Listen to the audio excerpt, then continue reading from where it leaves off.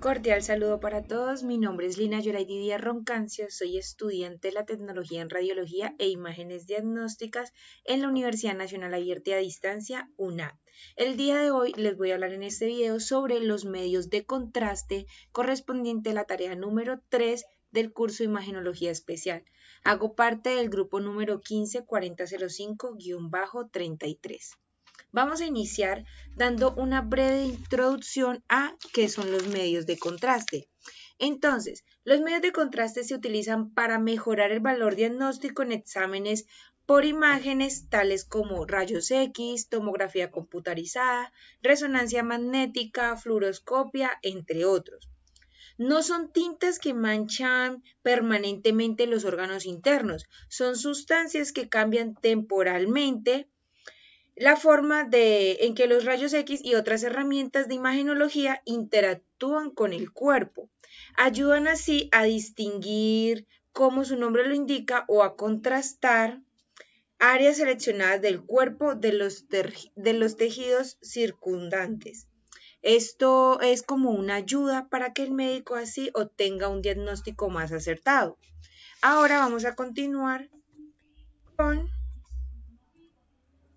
los tipos de medios de contraste. En los tipos de medios de contraste encontramos contrastes negativos y contrastes positivos.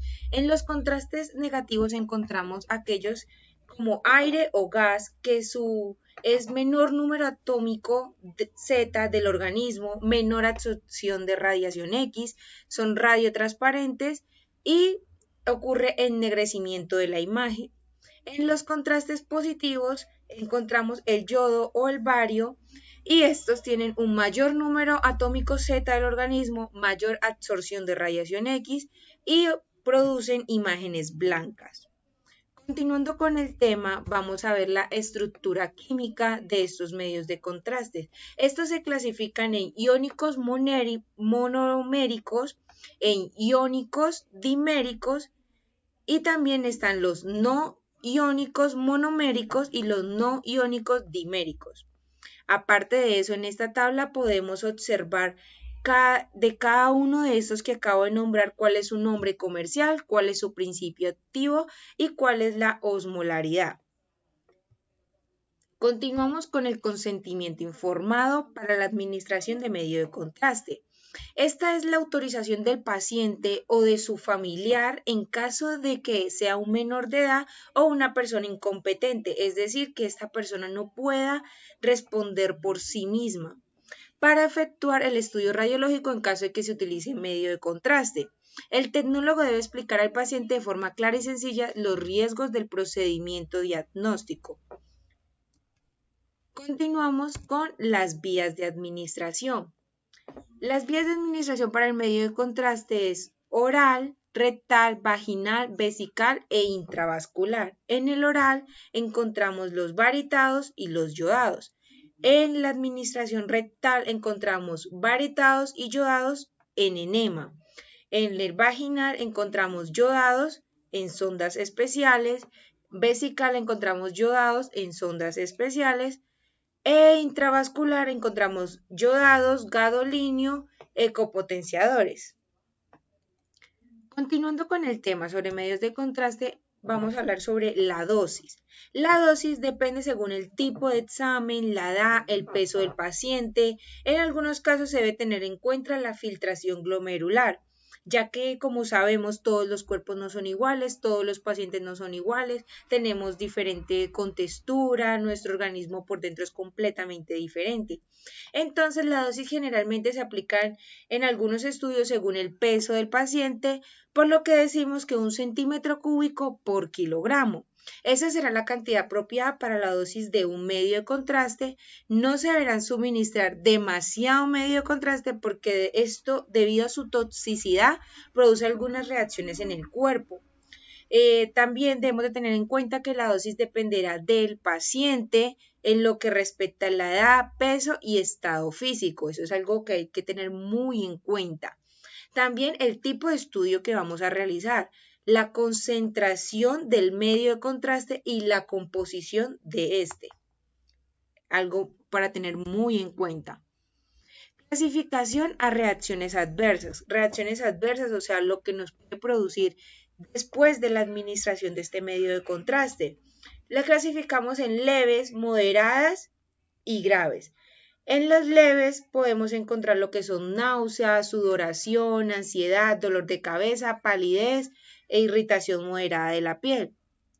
En las reacciones moderadas encontramos lo que es presión sanguínea alta o baja, irritación severa de la piel, ritmos cardíacos anormales, falta de aliento o dificultad para respirar. Y ya en las reacciones más graves que podemos encontrar a estos medios de contraste está lo que es el paro cardíaco, dificultad para respirar, hinchazón de la garganta u otras partes del cuerpo, convulsiones, presión sanguínea irregularmente baja.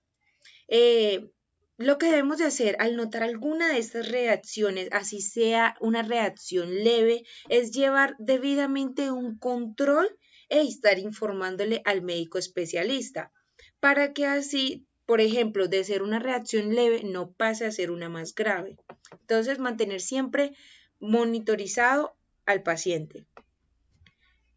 Tratamientos a reacciones adversas. Si al iniciar el estudio se presenta una reacción leve, se debe monitorear al paciente e informar al médico radiólogo, así como se los estaba diciendo. El médico ordenará una serie de medicamentos venosos como hidrocortisona de 100 o 200 miligramos, difeindramina de 10 a 50 miligramos, ranitidina de 50 miligramos o solución salina. En caso de que se presente una reacción severa y que se comprometa la vida del paciente, se debe activar el código azul de la institución de salud.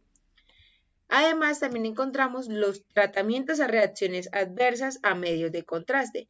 Para las reacciones es fundamental mantener un acceso intravenoso, control y el monitoreo de las constantes vitales, evaluar la apariencia física, su forma de hablar y además síntomas. Para reacciones leves y de tipo fisiológico no es necesario medidas terapéuticas. Encontramos fármacos tales como oxígeno, adrenalina, antihistamínico, H1 adecuado para inyección, atropina, fluidos como suero fisiológico o solución de Ringer, fármacos anticonvulsivos, diazepam. Y también contamos con equipos, tales como el respirador bucal de una sola vía, esfigmomanómetro o tensiómetro, inhalador, dosificador.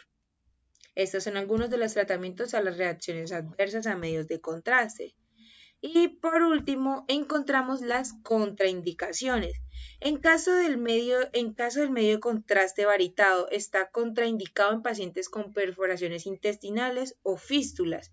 En pacientes con una tasa glomerular menor a 30 mililitros por minuto, no se debería suministrar medio de contraste yodado. Además está contraindicado para pacientes en estado de gestación. Cuidados y almacenamiento del vial frasco que contiene el medio de contraste.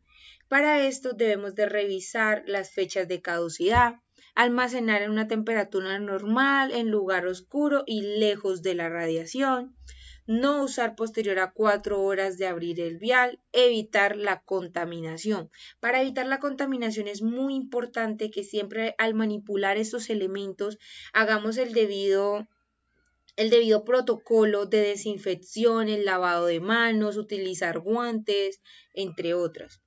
Y todo esto es muy importante tenerlo en cuenta. Entonces, para los medios de contraste, muy importante tener en cuenta de qué se trata el medio de contraste, cuál es su estructura química, qué se debe tener en cuenta para poder aplicar este medio de contraste, ya que podemos tener reacciones adversas, efectos secundarios, cuáles son las vías de administración para la dosis que se debe utilizar y los tratamientos por si se produce alguna reacción adversa e igual tener en cuenta cuáles son las contraindicaciones para estos medios de contraste. Muchas gracias a todos por su atención, espero les haya quedado muy claro este tema.